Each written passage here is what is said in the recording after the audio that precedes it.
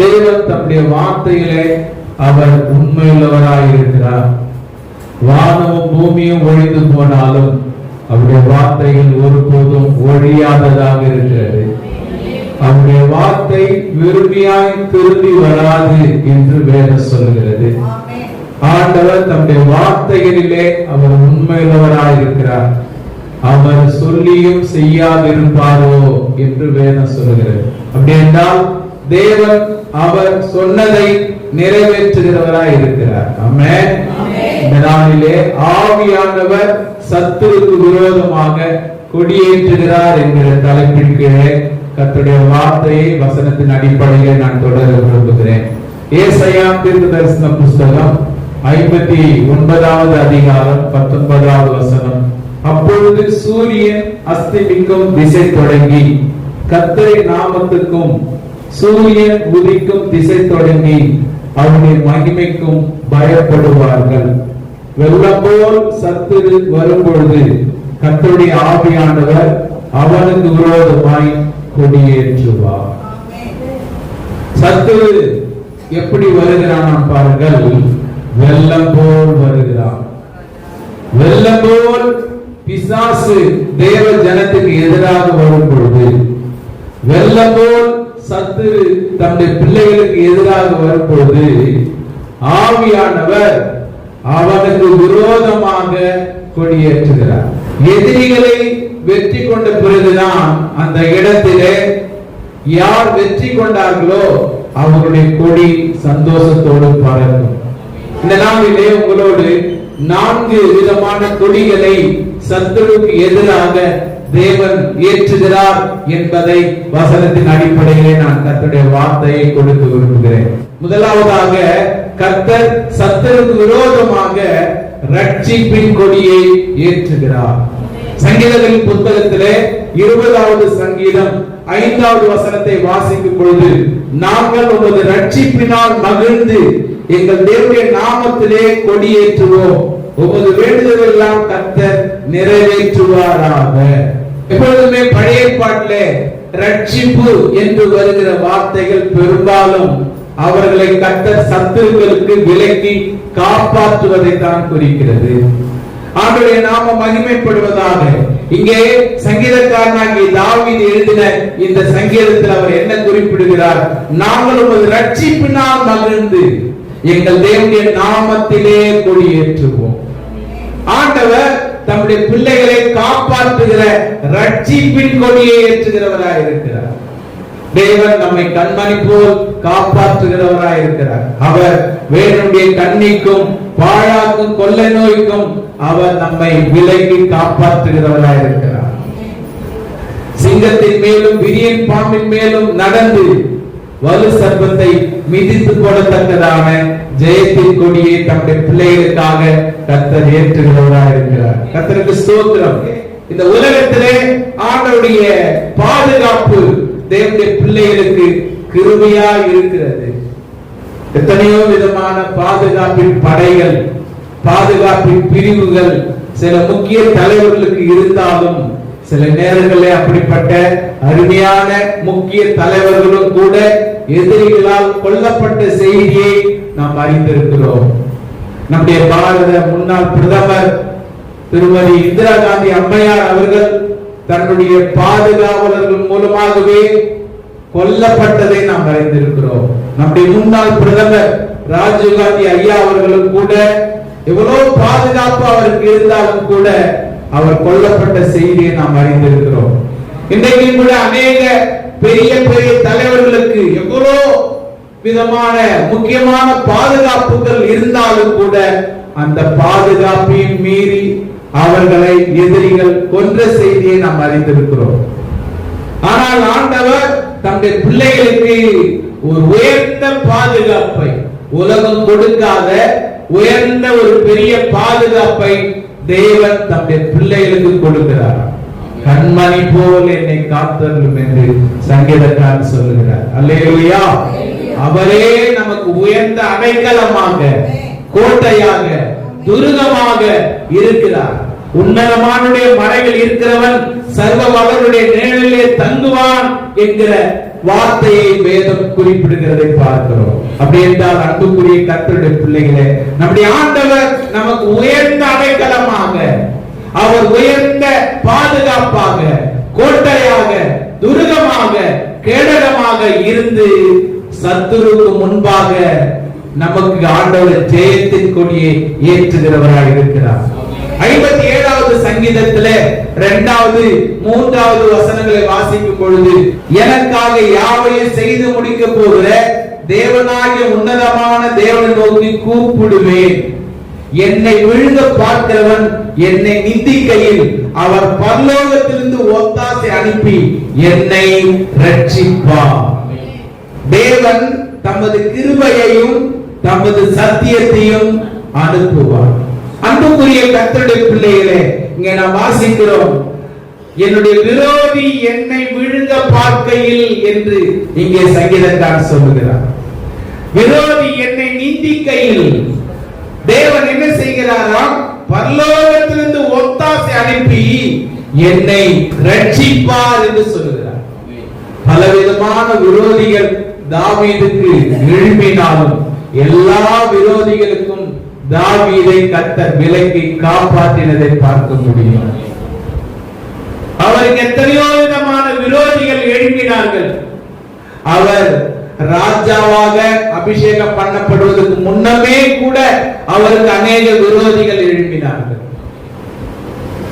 அவர் ஒரு முறை ஆடுகளை மேய்த்துக் கொண்டிருக்கும் பொழுது சிங்கம் அவருக்கு விரோதமாக எழுப்பியது. ஆனாலும் தேவன் சிங்கத்தை வீழ்த்தும்படியான பலனை தாவீதுக்கு கொடுத்தார். இன்னொரு முறை கரடி அவருக்கு விரோதமாக எழுப்பியது. கரடியை வீழ்த்தும்படியாக, கொல்லும்படியாக தாவீதுக்கு கர்த்தர் கிருபை அளித்தார். அடுத்தபடியாக ராட்சதனாகிய கோலியாத் தாவீதுக்கு விரோதமாக வந்தான். ஆனால் ஆண்டவர் தாவீதை வெற்றி கொள்ளும்படியான ஒரு ஜெயத்தை தந்தார். அதன் பிறகு எத்தனையோ விரோதிகள் தாவீதுக்கு விரோதமாக எழுப்பினாலும் விரோதிகளுக்கு முன்பாக தாவீதை வெற்றி கொள்ள கர்த்தர் உதவி செய்தார். சவுல் ராஜா கூட தாவீதுக்கு தன் வாழ்நாள் முழுவதும் ஒரு பெரிய விரோதியாகவே இருந்தான். ஆனால் ஆண்டவர் சவுலை கொன்றார் என்று வேதம் சொல்கிறது. கர்த்தரே சவுலை கொன்று தாவீதின் பக்கமாக அரசாட்சியை திருப்பினாராம். தாவீதின் குமாரனாகிய அப்சலோம் கூட தாவீதுக்கு விரோதமாக எழுப்பிய பொழுது அவனும் கூட கொல்லப்படும்படி தேவன் அனுமதித்தார். வேதம் சொல்லுகிறது, தாவீது போன இடத்தில் எல்லாம் தேவன் தாவீதை காப்பாற்றினார் என்று வேதம் சொல்லுகிறது. அன்புக்குரிய கர்த்தருடைய பிள்ளைகளே, சத்துருக்களுக்கு முன்பாக சத்துரு வெள்ளம் போல் வரும் பொழுது ஆவியானவர் அவனுக்கு விரோதமாக ரட்சிக்கிற கொடியை ஏற்றி சத்துருக்கு எதிராக நமக்கு ஜெயத்தை தருகிறவராக இருக்கிறார். ஆமென். அதே சங்கீதம் 18வது சங்கீதத்திலே 35வது வசனத்திலே தாவீது இப்படியாக சொல்லுகிறார், உமது ரட்சிப்பின் கேடயத்தையும் எனக்கு தந்தீர், உம்முடைய வலது கரம் என்னை தாங்குகிறது, உம்முடைய காருண்யம் என்னை பெரியவனாக்கும். தேவன் தம்முடைய ரட்சிப்பின் கேடயத்தை தேவ மனிதனாகிய இவருக்கு கொடுத்ததாக அங்கே சாட்சி கொடுக்கிறார்.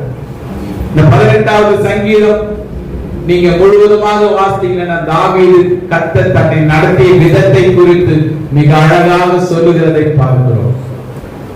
தேவனுடைய வழியை அவர் காத்து நடந்ததையும் தேவனுக்கு தான் துரோகம் செய்யவில்லை என்பதை அங்கே அவர் குறிப்பிடுகிறார். தேவன் எல்லா ஆபத்துகளுக்கும் தன்னை விலக்கி காத்து கொண்டதை இந்த 18வது சங்கீதத்தில் அவர் குறிப்பிடுகிறதை பார்க்கிறோம். தேவன் தாவீதுக்கு ரட்சிப்பின் கேடயத்தை தந்து அவரை காப்பாற்றினதை அங்கே சாட்சி கொடுக்கிறார். அதே 18ஆம் சங்கீதத்திலே 3வது வசனத்தை வாசிக்கும் பொழுது, துதிக்கு பாத்திரனாகிய கர்த்தரை நோக்கி கூப்பிடுவேன், அதனாலே என் சத்துருக்களுக்கு நீங்களாக்கி ரட்சிக்கப்படுவேன். சத்துருக்களுக்கு கர்த்தர் விலக்கி இந்த தேவ மனிதனை ரட்சிக்க காரணம் துதிக்கு பாத்திரனாகிய கர்த்தரை நோக்கி அவர் கூப்பிடுகிற தேவ மனிதனாய் இருந்தார். அவரை நோக்கி கூப்பிடுகிற யாவருக்கும் அவர் ரட்சிப்பை அருளுகிற தேவனாய் இருக்கிறார். அவர்களை காப்பாற்றுகிற தேவனாய் இருக்கிறார். இதை குறித்து அன்னாள் பாடும் பொழுது இப்படியாக பாடுகிறார்கள். 1 சாமுவேல் புஸ்தகம் 2வது அதிகாரம் 1 வசனத்தை வாசிக்கும் பொழுது, அப்பொழுது அன்னாள் ஜெபம் பண்ணி, என் இருதயம் கர்த்தருக்குள் களி கூறுகிறது, என் கொம்பு கர்த்தருக்குள் உயர்ந்திருக்கிறது, என் பணிதன் மேல் என் வாய் திறந்திருக்கிறது, உம்முடைய ரட்சிப்பினாலே சந்தோஷப்படுகிறேன். இங்கே அன்னாள் தன்னுடைய மகிழ்ச்சியை இந்த பாடலின் மூலமாக தெரியப்படுத்துகிறார்கள். என் இருதயம் கர்த்தருக்குள் களி கூறுகிறது, என் கொம்பு கர்த்தருக்குள் உயர்ந்திருக்கிறது, என் பகைஞன் மேல் என் வாய் திறந்திருக்கிறது, உம்முடைய ரட்சிப்பினாலே சந்தோஷப்படுகிறேன். ஆண்டவருடைய ரட்சிப்பினாலே நாம் சந்தோஷப்பட வேண்டும். ஆமென். இன்றைக்கு ரட்சிப்பின் சந்தோஷம் நிறைய பேருக்கு இல்லை. காரணம் என்ன? அவங்க ரட்சிக்கப்படல. ரட்சிக்கப்பட்டா தானே ரட்சிப்பின் சந்தோஷத்தை பற்றி தெரியும். ரட்சிப்பு இருந்தா தானே ரட்சிப்பை பற்றி தெரியும். இன்னைக்கு நிறைய பேர் ரட்சிக்கப்படாம பெயர் கிறிஸ்தவங்களா இருக்கிறாங்க, ஞானஸ்நானம் பெற்ற கிறிஸ்தவங்களா இருக்கிறாங்க, சர்ச்சைக்கு வர கிறிஸ்தவங்களா இருக்கிறாங்க. ஆனால் உண்மையாகவே ரட்சிப்பின் அனுபவத்தை அவர்கள் பெற்றவர்களாய் இல்லை. தேவனுடைய ரட்சிப்பை பெற்றவர்கள் தேவனுடைய ரட்சிப்பினால் களி கூறுவார்கள். அந்த ரட்சிப்பிலே மகிழ்ந்து கர்த்தரை துதிப்பார்கள். அந்த ரட்சிப்பிலே நிலைத்திருப்பார்கள். தேவன் தனக்கு தந்த ரட்சிப்பை பிறருக்கு தாவீதை போல அறிவிப்பார்கள்.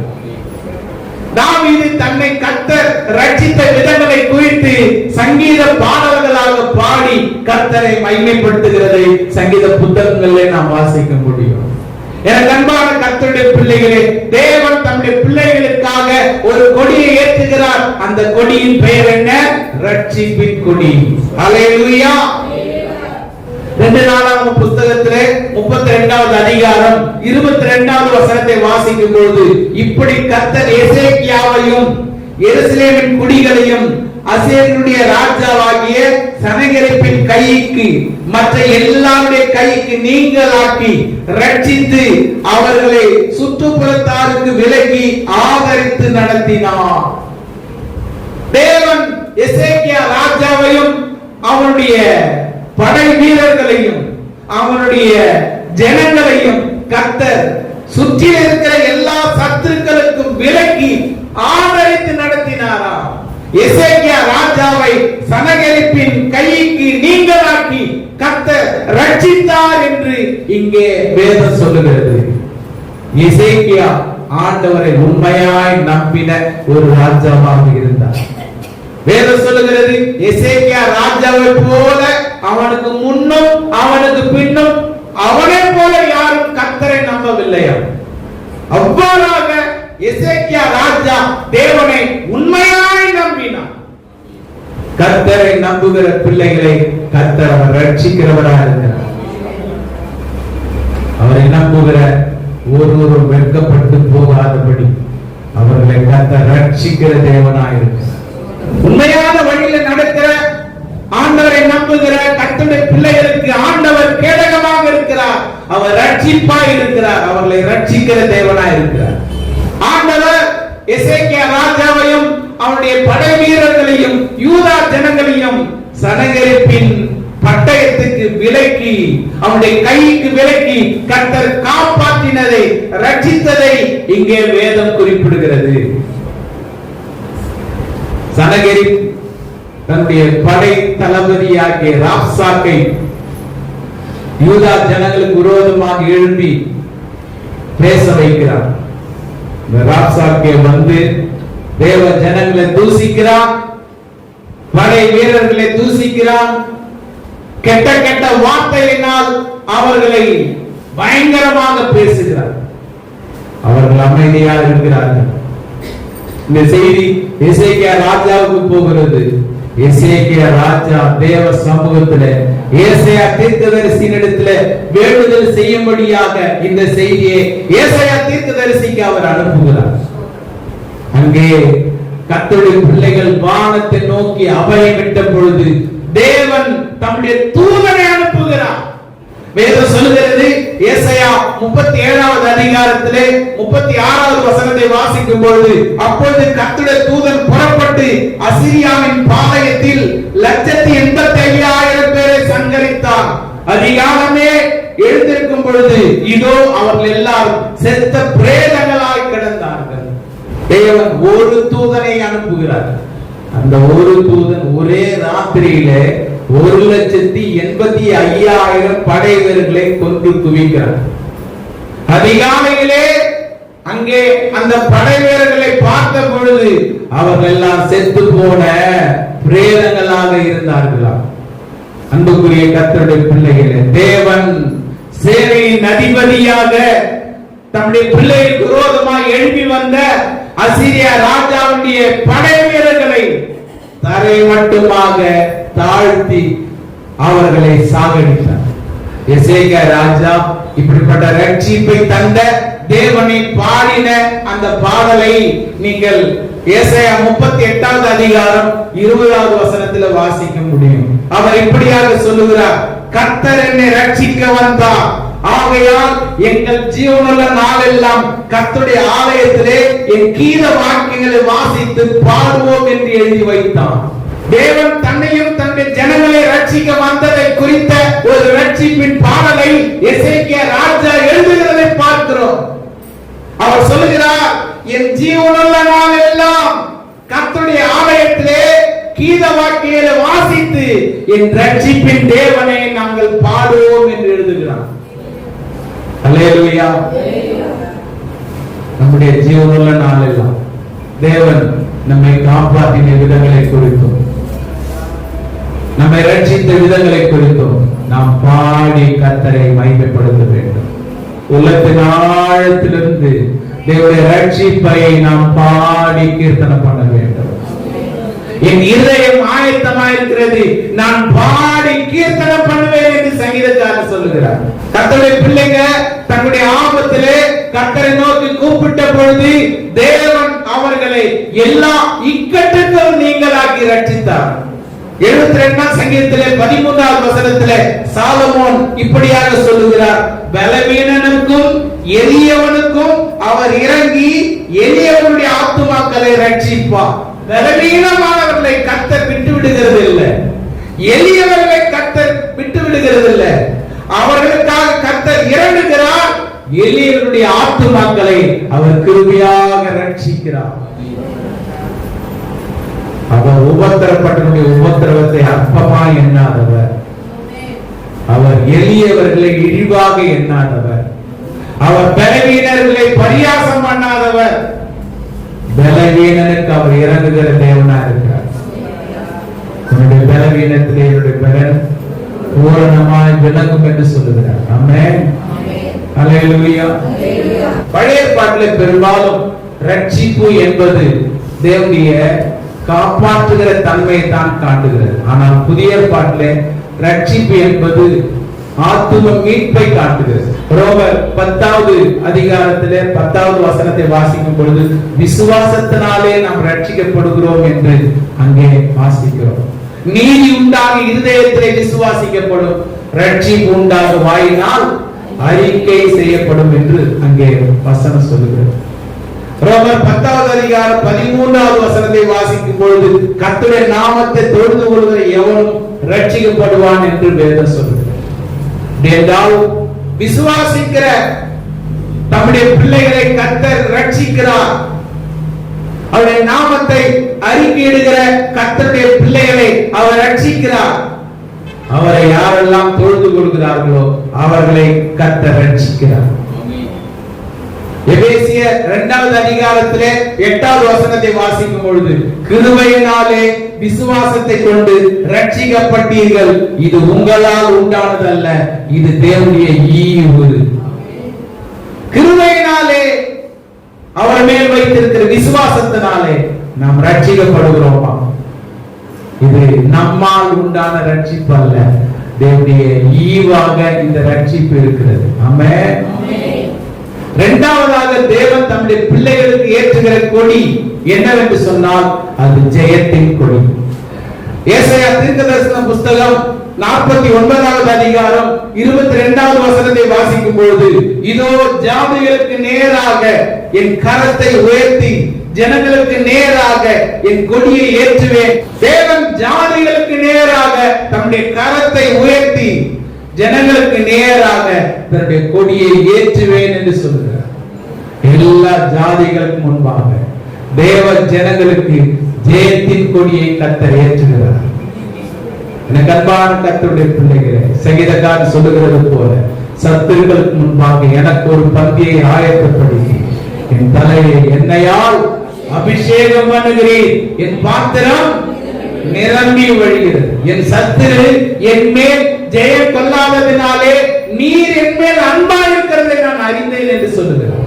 சத்துருக்களுக்கு முன்பாக நாம் வெட்கம் அடையாதபடி ஜெயத்தின் கொடியை நம்முடைய ஆண்டவர் ஏற்றுகிறவராக இருக்கிறார். இஸ்ரவேல் தேசத்தை சுற்றிலும் இன்றைக்கும் கூட அநேக இஸ்ரவேலை விரோதிக்கிற நாடுகள் தான் சூழ்ந்து இருக்கிறது. ஆனால் விரோதிகள் மத்தியிலேயும் கூட தேவன் தம்முடைய ஜனங்களை கிருபையாக வெற்றி கொள்ள வைக்கிறார். ஒரு சின்ன நாட்டு படை, பல லட்சக்கணக்கான படை வீரர்கள் தங்களுக்கு எதிராக வந்த பொழுது அவர்கள் எப்படி வெற்றி கொண்டார்கள்? தேவன் அவர்களுக்கு துணையாக இருந்தார். அவர் சேனையின் அதிபதியாக இஸ்ரவேலுக்கு முன்பாக சென்றார். அன்றைக்கு சென்றார், இன்றைக்கு சென்று கொண்டிருக்கிறார். இன்றைக்கு இருக்கிற இஸ்ரவேலை கூட எதிரி நாடுகளுக்கு விரோதமாக ஜெயம் கொள்ளும்படியாக, ஜெயிக்கும்படியாக கர்த்தர் அவர் ஆசீர்வதிக்கிறவராக இருக்கிறார். 1 யோவான் 5வது அதிகாரத்திலே 4வது வசனத்தை வாசிக்கும் பொழுது, தேவனால் பிறப்பதெல்லாம் உலகத்தை ஜெயிக்கும், நம்முடைய விசுவாசமே உலகத்தை ஜெயிக்கிற ஜெயம். தேவன் சத்துருக்கு எதிராக நமக்கு ஜெயத்தின் கொடியை ஏற்றுகிறார். பிரியமான தேவனுடைய பிள்ளைகளே, நீங்கள் தேவனால் மறுபடியும் பிறந்தவர்களாக இருப்பீர்கள் என்று சொன்னால், நீங்கள் இந்த உலகத்தை, மாமிசத்தை, பிசாசை வெற்றி கொள்வீர்கள். தேவனால் பிறந்ததெல்லாம் உலகத்தை ஜெயிக்கும் என்று வேதம் சொல்கிறது. நம்முடைய விசுவாசமே உலகத்தை ஜெயிக்கிற ஜெயம். உங்களுடைய விசுவாசம் தான் உங்களுக்கு ஜெயக்கொடியை ஏற்றக்கூடியதா இருக்கிறது. நீ விசுவாசிக்க கூடுமானால் ஆகும். நீ விசுவாசித்தால் தேவனுடைய மகிமையை காண்பாய். உங்களுடைய விசுவாசம் தான் உங்களுக்கு ஒரு பெரிய ஜெயத்தின் கொடியை உங்களுக்காக ஏற்றுகிறது. ஆண்டவர் தம்முடைய பிள்ளைகள் மேலே பிரியமா இருக்கிறதுனால தான் சத்துருக்களுக்கு முன்பாக தம்முடைய பிள்ளைகள் வெட்கப்பட்டு போகாதபடி சத்துருக்களுக்கு முன்பாக தேவன் தம்முடைய பிள்ளைகளுக்கு ஜெயத்தை தருகிறார். எப்போதாகிலும் ஜெயத்தை தர்றார் இல்ல, எப்போதும் ஜெயத்தை தர. ஆமென். உங்களுக்கு எப்போதாகிலும் ஜெயம் இல்ல, எப்போதும் ஜெயம். சத்துருக்கு எதிராக எப்பொழுதும் தேவன் தம்முடைய பிள்ளைகளுக்கு ஜெயத்தை தருகிறவராக இருக்கிறார். சத்துரு வெட்கப்பட்டு போகும்படியாக தேவ ஜனங்களுக்கு ஆண்டவர் ஜெயத்தின் கொடியை ஏற்றுகிறவராக இருக்கிறார். நம்முடைய கர்த்தராகிய இயேசு கிறிஸ்துவின் மூலமாக நமக்கு எப்போதும் ஜெயத்தை நம்முடைய ஆண்டவர் கொடுக்கிறவராக இருக்கிறார். நம்முடைய ஆண்டவர் நமக்கு ஜெயத்தை கொடுக்கிறவராக, ஜெயத்தின் கொடியை ஏற்றுகிறவராக இருக்கிறார். மூன்றாவது ஒரு கொடியை குறித்து உங்களுக்கு நான் சொல்ல விரும்புகிறேன். சத்தியத்தின் கொடி. சங்கீத புத்தகத்திலே 60வது சங்கீதம் 4வது வசனத்தை வாசிக்கும் பொழுது, சத்தியத்தின் நிமித்தம் ஏற்றும்படியாக உமக்கு பயந்து நடக்கிறவர்களுக்கு ஒரு கொடியை கொடுத்தி. சத்தியத்தின் நிமித்தமாக அவர்கள் ஏற்றும்படியாக இந்த சத்தியத்தின் கொடியை அவருக்கு பயந்து நடக்கிற பிள்ளைகளுக்காக கர்த்தர் ஏற்றுகிறவராக இருக்கிறார். நம்ம வீழ்த்த நினைக்கிற சத்துருக்கு எதிராக நாம் சத்தியத்தை கை கொண்டு வாழும்போது அந்த சத்தியத்தின் கொடி சத்துருவை பயமுறுத்தக்கூடியதா இருக்கிறது. கர்த்தருடைய நாமம் மகிமைப்படுவதாக. ஆட்டுக்குட்டிகளை ஓநாய்களுக்குள்ளே அனுப்புகிறது போல அனுப்புகிறேன் என்று சொன்னார். ஆனா ஓநாய்களாலே ஆட்டுக்குட்டிகளை வீழ்த்த முடியல. காரணம் என்ன? ஆட்டுக்குட்டியுடைய நெற்றியிலே ஆண்டுடைய ரட்சிப்பின் முத்திரை இருக்கிறது. ஆட்டுக்குட்டிய நெற்றியிலே சத்தியத்தின் முத்திரை இருக்கிறது. எனக்கு அன்பான கர்த்தருடைய பிள்ளைகளே, ஆண்டுடைய சத்தியத்தின் நிமித்தம் தேவன் நமக்கு சத்தியத்தின் கொடியை ஏற்றுகிறவராக இருக்கிறார். நீங்கள் சும்மா இருப்பீர்கள், கர்த்தர் உங்களுக்காக யுத்தம் செய்யும். நீங்க யுத்தம் செய்யுங்கன்னு சொல்ல, கர்த்தர் உங்களுக்காக அவர் யுத்தம் செய்வார். நீங்க ஸ்தோத்திரம் பண்ணுங்க, நீங்க ஆண்டவரை நோக்கி ஜெபம் பண்ணுங்க. கர்த்தர் உங்களுக்காக யுத்தம் செய்வார். கர்த்தர் உங்களுக்காக மகா பெரிய அற்புதம் செய்வார். சத்தியத்தில் நடந்தா சத்தியத்தின் கொடி உங்களுக்காக ஏற்றப்படும். ஏசாயா 26ஆம் அதிகாரம் 2வது வசனத்தை வாசிக்கும் பொழுது, சத்தியத்தை கை கொண்டு வருகிற நீதியுள்ள ஜாதி உள்ளே பிரவேசிப்பதற்காக வாசல்களை திறவுங்கள் என்கிற ஒரு சத்தம் ஒலிக்கிறது. திறந்த வாசல்களை கர்த்தர் ஏற்படுத்துகிறார். எது நிமித்தம்? சத்தியத்தை கை கொள்கிறதுனால. உனக்கு கொஞ்சம் பலன் இருந்தும் நீ என்னுடைய நாமத்தை மறுதலியாமல் என் வசனத்தை கை கொண்டபடியா திறந்த வாசலை உனக்கு முன்பாக வைக்கிறேன் என்று சொன்னார். யாருக்காக கர்த்தர் திறந்த வாசலை வைக்கிறார்? யாரெல்லாம் சத்தியத்தை கை கொண்டு வாழ்கிறார்களோ, யாரெல்லாம் வசனத்தை கை கொண்டு வாழ்கிறார்களோ அவர்களுக்காக கர்த்தர் வாசல்களை திறக்கிறார். திறந்த வாசலை கர்த்தர் வைக்கிறார். ஆமென். நீங்கள் சத்தியமுள்ள கர்த்தரை உண்மையாய் பின்பற்றுகிற பிள்ளைகளாக இருப்பீர்கள் சொன்னார், அவருடைய சத்தத்தை நீங்கள் கேட்பீர்கள். சத்தியவான் எவனும் என் சத்தம் கேட்கிறார், என் நாடுகள் என் சத்தத்துக்கு செவி கொடுக்கிறது கர்த்தர் சொன்னார். அல்லேலூயா. சத்தியத்தை கை கொள்ளணும், வசனத்தை கை கொள்ளணும். வசனத்தை குறித்த ஒரு வாஞ்சை இருக்கணும். பைபிள் வசனம் இப்படி இருக்க, நான் இப்படி இருக்கிறேனே என்று வேத வசனத்தை வாசித்து உணர்வடையணும். அவருடைய சத்தியத்தை கை கொள்கிற கர்த்தருடைய பிள்ளைகளுக்காக சத்தியத்தின் கொடியை சத்துருவுக்கு எதிராக கர்த்தர் ஏற்றுகிறவராக இருக்கிறார். 4வது ஒரு கொடியை குறித்து உங்களோடு நான் பகிர்ந்து கொள்கிறேன். மகிமையின் கொடியை கர்த்தர் சத்துருவுக்கு எதிராக ஏற்றுகிறதை நாம் பார்க்க முடியும். ஏசாயா 11வது அதிகாரம் 10வது வசனத்தை வாசிக்கும் பொழுது, அக்காலத்திலே ஜனங்களுக்கு கொடியாக நிற்கும் ஈசாயின் வேருக்காக ஜாதிகளை விசாரித்து கேட்பார்கள், அவருடைய தாபர ஸ்தலம் மகிமையாய் இருக்கும். ஆண்டவர் ஈசாயின் வேரிலிருந்து ஒரு கொடியை ஏற்றுகிறார். அந்த கொடியினுடைய பெயர் என்ன? மகிமையின் கொடி. அந்த கொடி யாருன்னா ஆண்டவராக இயேசு கிறிஸ்து. அல்லேலூயா சொல்லுங்க. ஈசாயின் வேரிலிருந்து ஒரு துளிர் தோன்றி செழிக்கும் என்று வேதம் சொல்லுகிறது. ஆண்டவராக இயேசு கிறிஸ்து ஈசாயின் வேரிலிருந்து தோன்றிய ஒரு தேவகுமாரனாக இரட்சகராக இருக்கிறார். மகிமையின் கொடியை கர்த்தர் ஏற்றுகிறார். அவருடைய தாபர ஸ்தலம் மகிமையா இருக்கும் என்று வேதம் சொல்லுகிறது. ஆண்டவராக இயேசு கிறிஸ்து போன இடத்திலெல்லாம் தேவனுடைய மகிமை வெளிப்பட்டது. தேவனுடைய மகிமையை ஜனங்கள் கண்டார்கள். அவர் தொட்டால் தேவனுடைய மகிமை விளங்கியது. அவர் பேசினால் தேவனுடைய மகிமை விளங்கியது. அவர் பார்த்தால் தேவனுடைய மகிமையை விளங்கியது. அவர் நின்றாலும் தேவனுடைய மகிமை விளங்கியது. அவர் ஒரு வார்த்தை சொல்ல தேவனுடைய மகிமை விளங்கியது. ஆண்டவராக இயேசு கிறிஸ்து மகிமையின் தேவனாய் அவர் மகிமையான ஊழியத்தை நிறைவேற்றினார். ஆமென். ஏசாயா 11வது அதிகாரத்திலே 12வது வசனத்தை வாசிக்கும் பொழுது, ஜாதிகளுக்கு ஒரு கொடியை ஏற்றி இஸ்ரவேலின் துரத்துண்டவர்களை சேர்த்து யூதாவில் சிதறடிக்கப்பட்டவர்களை பூமியின் 4 திசையிலிருந்து கூட்டுவார். ஜாதிகளுக்கு முன்பாக ஒரு கொடி ஏற்றப்படும். அந்த கொடி மகிமை கொடியாய் பறக்கும். கர்த்தருடைய நாமம் மகிமைப்படுவதால் யூதாவிலே சிதறுண்டு போன எல்லாரையும் பூமி கடைசி வரைக்கும் அவரை கர்த்தர் கூட்டி தன்னுடைய மகிமையை வெளிப்படுத்துவார். எனக்கு அன்பான கர்த்தருடைய பிள்ளைகளே, உங்களுடைய ஆண்டவரை போல ஒரு மகிமையான தேவன் உலகத்தில் யாரும் இல்லை. ஆமென். அவர் அற்புதத்தின் தேவன், அவர் மகிமையின் தேவன். இந்த சத்திய வேதம் தான் என்பதை என்னுடைய ஊழியத்தில் நான் அறிந்து கொள்ள கர்த்தர் உதவி செய்கிறேன். எவ்வளவு மகத்தான அற்புதம், நினைச்சு கூட பார்க்க முடியாத மகாபெரிய அற்புதங்களை என் வாழ்விலே கர்த்தர் செய்திருக்கிறார். உங்கள் வாழ்வில் அவர் செய்வார். நீங்கள் ஆண்டவரை விசுவாசிக்கிறது நிமித்தம், நீங்கள் சத்தியத்தை கை கொண்டு வருகிறது நிமித்தம் உங்களுக்காக அவர் மகிமை கொடி ஏற்றுவார். ஆமென்.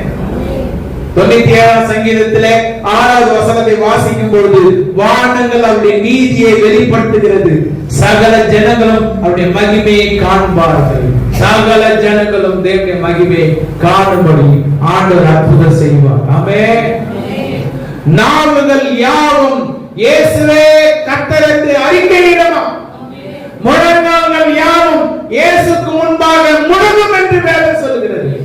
வானோர் பூதலத்தோர் பூமி கீழானோர் எல்லாருடைய முழங்கால்களும் இயேசு என்கிற மகிமையின் தேவனுக்கு முன்பாக முழங்க போகிறது ஒரு நாள். அவர் மகிமையின் தேவனாக, அவர் அற்புதத்தின் தேவனாக நமக்காக மகிமையின் கொடி ஏற்றுகிறார். ஆமென். ஆசரிப்பு கூடாரத்திலே பிரகாரத்திலே சூரியனுடைய வெளிச்சம், பரிசுத்த ஸ்தலத்திலே குத்து விளக்கின் வெளிச்சம். ஆனால் மகா பரிசுத்த ஸ்தலத்திலே குத்து விளக்கு கிடையாது. அங்கு உடன்படிக்கை பெட்டிதான். வேதம் சொல்லுகிறது, தேவனுடைய மகிமையினால் மகா பரிசுத்த ஸ்தலம் பிரகாசித்தது என்று வேதம் சொல்லுகிறது. தேவனுடைய மகிமையினாலே தான் மகா பரிசுத்த ஸ்தலம் பிரகாசித்தது. பிரகாரம் பரிசுத்த ஸ்தலம், மகா பரிசுத்த ஸ்தலம். அந்த மகா பரிசுத்த ஸ்தலம் வெளிச்சமாய் பிரகாசிக்க அங்கு விளக்கு இல்லை, தேவனுடைய மகிமை தான் அதற்கு பிரகாசமாக. எனக்கு அன்பான கர்த்தருடைய பிள்ளைகள், இன்றைக்கும் தேவன் அவருடைய மகிமையினாலே நம்முடைய இருளை வெளிச்சமாக்குகிறவராக இருக்கிறார். ஆமென். எசேக்கியேல் 39ஆம் அதிகாரம் 21வது வசனத்தை வாசிக்கும் பொழுது, என் மகிமையை நான் புறஜாதிகளுக்குள்ளே விளங்க பண்ணுவேன், நான் செய்த என் நியாயத்தையும் அவர்கள் மேல் நான் வைத்த என் கையையும் எல்லா ஜாதிகளும் காண்பார்கள். ஒரு அருமையான ஒரு வார்த்தை. ஆண்டவர் தன்னுடைய மகிமை புறஜாதிகளுக்குள்ளே ஒரு நாள் விளங்க செய்வேன் என்று அவர் சொல்லி இருக்கிறார். ஆமென். இந்திய ஆலயத்தினுடைய மகிமை விட பிந்திய ஆலயத்தினுடைய மகிமையை கர்த்தர் பெரிதாய் விளங்க செய்வார். சாலமோன் கட்டின தேவாலயத்தின் மகிமையை விட பின்னாட்களிலே கட்டப்பட்ட தேவாலயத்தினுடைய மகிமை பெரிதா இருக்கும் என்று கர்த்தர் சொன்னார். ஆமென். அல்லேலூயா. மகிமையின் ராஜா மகிமையோடு நம்முடைய வாழ்வில கூட அவர் அற்புதம் செய்கிறவராக இருக்கிறார். இந்த நாளிலே ஆவியானவர் சத்துருக்கு விரோதமாய் கொடியேற்றுகிறார் என்கிற தலைப்பிலே 4 விதமான கொடிகளை குறித்து உங்களோடு நான் பகிர்ந்து கொண்டேன். முதலாவதாக ரட்சிப்பின் கொடியை கர்த்தர் ஏற்றுகிறார். இரண்டாவதாக ஜெயத்தின் கொடியை ஏற்றுகிறார். மூன்றாவதாக சத்தியத்தின் கொடியை ஏற்றுகிறார். நான்காவதாக மகிமையின் கொடியை ஏற்றி நம்முடைய கண்கள் அதிசயிக்கத்தக்கதான அற்புதங்களை அவர் செய்கிறார். ஆண்டுடைய வார்த்தைகளை விசுவாசிப்போம், கர்த்தருடைய வார்த்தைகளை அறிக்கையிடுவோம், தேவனுடைய மகிமையை காண்போம். நீ விசுவாசித்தால் தேவனுடைய மகிமையை காண்பார் என்று கர்த்தர் சொல்லுகிறார். இன்றைக்கும் கூட தேவனுடைய வார்த்தையை விசுவாசிக்கிற உங்களுடைய கண்கள் தேவனுடைய மகிமையை காணும்படியாக தேவன் அற்புதம் செய்கிறார். நம்ம எல்லாரும் கர்த்தருடைய வார்த்தைகளுக்காக எல்லாரும் ஆவியில நிறைந்து கர்த்தரை ஸ்தோத்திரம் பண்ணுவோமா? நன்றி ஆண்டவரே, நன்றியோடு ஸ்தோத்திரிக்கிறோம். உங்களுடைய மகிமையுள்ள வார்த்தைகளுக்காக ஸ்தோத்திரிக்கிறோம். உங்களுடைய வார்த்தைகளுக்காக ஸ்தோத்திரம் ஆண்டவரே. ஹalleluya, ஹalleluya. ஆவியானவரே, சத்துருக்கு எதிராக கொடியேற்றுகிற தெய்வமே, உம்மை நன்றியோடு ஸ்தோத்திரிக்கிறோம். வெள்ளமோடு சத்துரு வரும்பொழுது ஆவியானவர் அவனுக்கு விரோதமாய் கொடியேற்றுகிறவராய் இருக்கிறபடியால் நன்றி ஆண்டவரே. எங்களை அழிக்க வேண்டும் என்று சத்துரு எத்தனைத்தாலும், எங்களை கொல்ல வேண்டும் என்று சத்துரு எத்தனைத்தாலும் ஆவியானவர் வாக்குகளுக்காக பெருமூச்சுகளோடு எங்களுக்காக வேண்டுதல் செய்கிறவராக, சத்துருக்கு எதிராக எங்களுக்கு ஜெயத்தின் கொடி ஏற்றுகிறவராக இருக்கிறபடியால் நன்றி ஆண்டவரே. ரட்சிப்பின் கொடியை கட்டளையிட்டவர், ஜெயத்தின் கொடியை கட்டளையிட்டவர், சத்தியத்தின் கொடியை கட்டளையிட்டவர், மகிமையின் கொடியை கட்டளையிட்டவர் எங்களுக்காக. ஓ, நீர் அற்புதம் செய்கிற தேவனாய் இருக்கிறபடியால் நன்றி அப்பா. இந்த வார்த்தையை கேட்கிற ஒவ்வொரு பிள்ளைகளை கர்த்தர் பலப்படுத்துவீராக. இந்த வார்த்தையை கேட்கிற ஒவ்வொருவரும் பலன் கொள்ளட்டும், ஒரு சாட்சியாய் எழுப்பட்டும். கர்த்தர் மகிமைப்படுவீராக. இயேசு கிறிஸ்து மூலம் வேண்டுகிறோம் பிதாவே, ஆமென். என் ஆத்துமாவே கர்த்தரை ஸ்தோத்திரி, என் உள்ளமே அவருடைய பரிசுத்த நாமத்தை ஸ்தோத்திரி. என் ஆத்துமாவே கர்த்தரை ஸ்தோத்திரி, அவர் செய்த சகல உபகாரங்களையும் மறவாதே. ஆமென். நம்முடைய கர்த்தராகிய இயேசு கிறிஸ்துவின் கிருபையும் பிதாவாகிய தேவனுடைய அன்பும் பரிசுத்த ஆவியானவருடைய அந்யோன்ய ஐக்கியமும் கிருபையும் சமாதானமும் வழிநடத்தும் கர்த்தராகிய இயேசு வருகப்படுவது நம்மோடு இருப்பதாக. ஆமென். ஹல்லேலூயா, ஹல்லேலூயா, ஹல்லேலூயா. தேவனுடைய கிருபையும் சமாதானமும் உங்களோடு இருப்பதாக. கர்த்தர்களை அற்புதமாக நடத்துவார்கள். Praise the Lord.